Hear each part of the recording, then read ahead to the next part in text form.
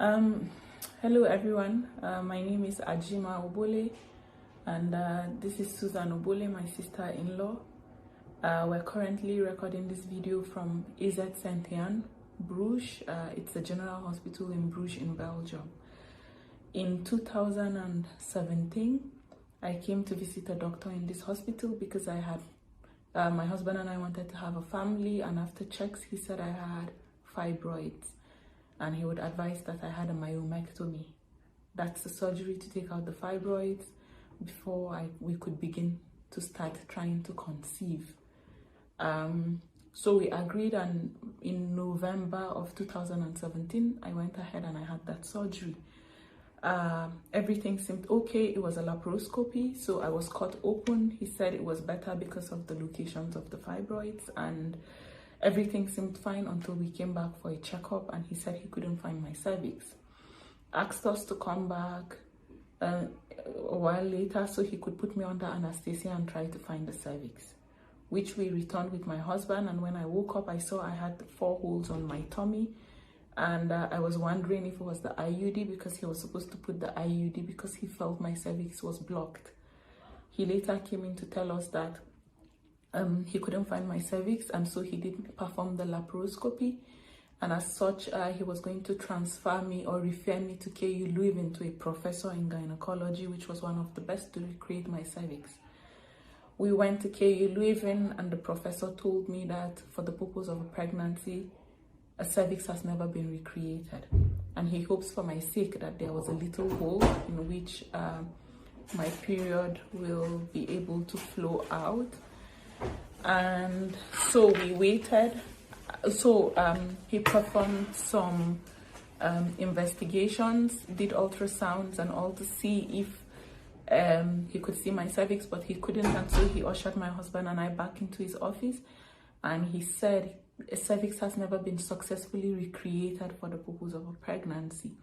He explained to us that the cervix is a muscle which holds the weight of the baby until you're ready to push, and then the baby comes out, and also it protects the fetus from infection. He then told me that I could not get pregnant naturally or artificially because the connection between the vagina and the uterus was gone.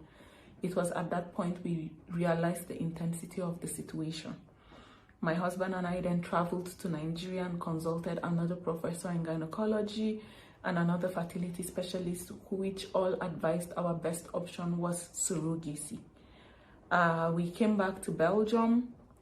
After returning back to Belgium, we had an appointment with another professor in University of Ghent, who is a gynecologist but specializes in reconstructive surgeries. We saw him, and he offered to perform a surgery, but it was going to be 20% chance of success, and by success he meant to recreate a hole and not for the purpose of getting pregnant. If that was successful, then we would start to try to conceive, which I agreed, and I had a laparoscopy again somewhere in August in 2018. After the laparoscopy, a catheter was put for 10 days, and then we went back. He removed the catheter, and then we came back 2 weeks later for an IUD to be inserted. I was put under anesthesia, and by the time I woke up, his assistant came to inform us that the surgery wasn't successful. He was still in surgery, so he couldn't see us himself, and so he gave us an appointment in 2 weeks to discuss what I wanted to do, as also my body absorbing back my period wasn't good for my health. It can lead into some complications like endometriosis or probably even cancer of the blood.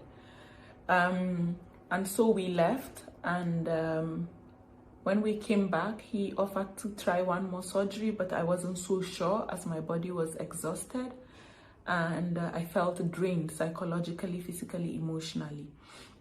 After some thought, he told me to go and think about it and tell him what I wanted, and then we did, and then we came back, and I decided to have another surgery, which was somewhat successful as I began to have my period, but after a while it stopped again and I only was spotting.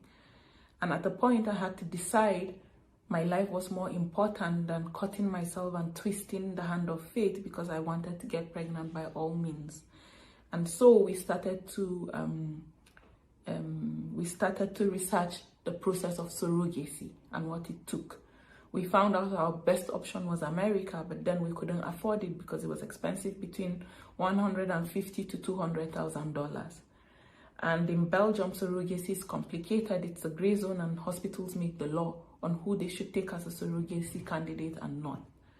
My sister-in-law here, who is Susan, was then coming to Belgium to study, and so she offered to be our surrogate. And because she was going to be, she was resident in Belgium, it was already easy for us, because for you to be a surrogate in Belgium, you had to be legally resident in Belgium. So when she came, again, we started to look for hospitals, but no hospital will take us. And we came back to AZ Senyan in Bruges, which my error was made. And after embryo creation and a week to the embryo being transferred in Susan, the hospital backed out and said they wouldn't be proceeding, and no reason was given.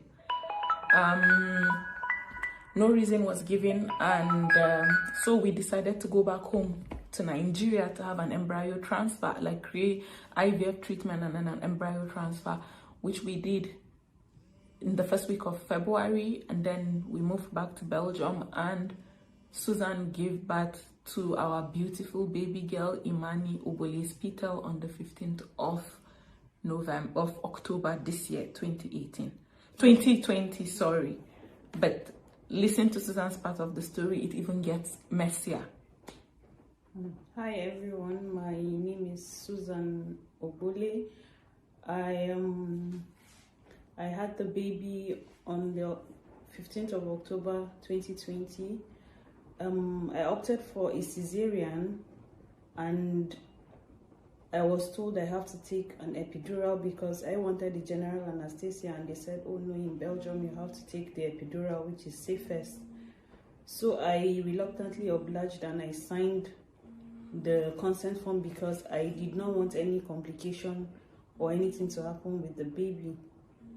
So I went in to the theater, and I was administered the epidural, but in the process of the epidural, I felt pain on the left side of my back, and I kept telling the doctor, oh, I feel pain, and she kept telling me, oh, just be calm, I'm trying to get the good spot. And she kept twisting, I don't know what she was twisting, whether it was the needle or there was something else attached to it, but it felt like a round device or something, and she kept twisting and twisting, and she kept telling me, oh, just be calm. And at some point she actually found the point she claimed she was looking for, and I didn't feel the pain anymore. So the surgery was carried out, it was successful. But after I got back into the ward, the following day I was told the epidural pump had to be removed. So they removed the pump, and at about 8 o'clock I was able to sit. Everything seemed normal, but my legs were having spasms. But I was told it would wear off. And then later that day in the evening, it all went south, and I couldn't feel my legs anymore. A lot of doctors came. They had to look for a neurologist to come and check. She came and checked and said, I have to go for an MRI. I have had 4 MRIs already. The first 2, they said, oh, we didn't see anything. But the third one, they said, I had to have a lumbar puncture. And I was taken for a lumbar puncture, and they came and said they saw a bacteria, but they don't know what the bacteria is. One of them even suggested, oh, maybe it's a disease from Africa, maybe tuberculosis or malaria or cerebral meningitis. And they carried out all the tests, and they didn't see anything in my system. So the question was, where did the bacteria come from? Was it in the process of administering the epidural, it entered my system as a result of them not scrubbing me very well? Or is it that the person who administered the epidural did not know her job? Or the instrument they used was not properly sterilized? And up till now, nobody has given me an answer. I have partial paralysis from my waist down. I can't poo on my own, I wear a diaper. I can't pee on my own, I have to use a catheter to take out the pee. It's been so difficult, and I asked for an apology from the anesthesiologist, and she said, oh, it's a complication, when we had a meeting with the team of doctors. that were all involved in the process. So now I have decided that justice must be served. I need justice for this. I came into this hospital, I was on my feet. I was only pregnant. I only came to have a baby. I was never sick. They can check my medical records. I never reported sick during the process of the pregnancy. So I don't know what they are saying. They say it's a bacteria from where only God knows. And they know what happened. And the whole thing just was annoying because at some point I was told it was a third-year resident that administered the epidural, and her supervisor claimed she just stood by the side and supervised her. So it's just so amazing how I was given to a resident to perform the procedure, and nobody seems to see anything wrong with the whole thing. And I just want to say I deserve justice, and justice must be served me. And AZ Saint-Yann in Bruges has done me dirty. I was supposed to go home to see my children on the 30th of November, and all to no avail because I'm sitting in a wheelchair. I can't go home, I can't see my family. So I need justice. It is important to add that nobody has apologized to us. After the meeting we had with them 3 weeks ago or 4, the neurologists haven't even stopped by Suzanne's room. Like, it's just after we realized all this, they brought a rehabilitation doctor who is a black doctor. And for us, why? I feel they dragged him into this for damage control. And also, how can 2 family members of the same race have 2 rare complications in the same hospital? Was a resident also used during my surgery? These are questions.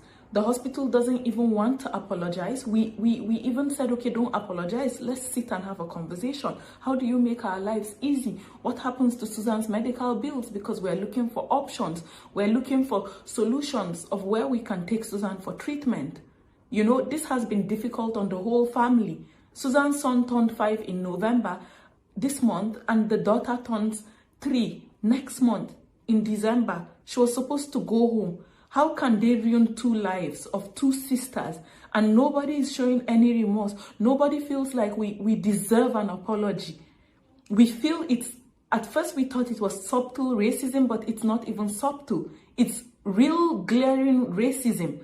Nobody even comes to us. They feel that maybe we're asking for too much. Yes, we deserve that. If we were a family member of one of these doctors, they would have gone above and beyond. Her file was supposed to be sent to UZ Ghent. We kept on pushing. It was sent after a week. We kept on asking them, have you referred? Have you consulted other doctors to find solutions? Have you done this? They say no. Can they do it? How can you ask a patient? I remembered with my case, I was referred immediately. Why are they claiming based on European laws on privacy? You can send inquiries without even disclosing the patient's case or the issue. We also don't think that a bacteria was involved. I don't believe it. I believe that her nerve roots were damaged. If not, why haven't they seen a bacteria? They tried to blame it on malaria, on meningitis, on tuberculosis. We are just so lucky that Suzanne did not have a bit of malaria in her blood, because they would have held on to that. They also told us that it's a bacteria, and they don't know what the bacteria is. It's a bacteria that is not found in Caucasians or Europeans. It's a bacteria found in Africa. Is this not all racism? And why was a resident used to give her such a delicate and a complicated injection? Why? The neurologist, the anesthesiologist said they will not apologize because they didn't do anything wrong. If they did, in fact, they kept on saying they did everything perfectly. If everything was done perfectly, why is my sister-in-law on a chair? Why? We feel that this hospital deserves to be investigated. Everybody that has done us wrong deserves to be called to book. We deserve a trial. We will not let this go. We will fight it. Yes, we're Africans, we're Nigerians, but we did not come to Europe on a boat looking for a better life. We're both from educated family and comfortable homes. So they will not take us for a ride. Like, if they've done it to other people, they will not do it to us. We will fight this. We will fight this, and we'll make sure the whole world knows of the injustice that was done to me and my sister-in-law. Do you have anything to add? No, for me that's it. Okay. Thank you. And all we can ask is for you to share the video and post and you know, demand that justice is done for us. That's all. And thank you all.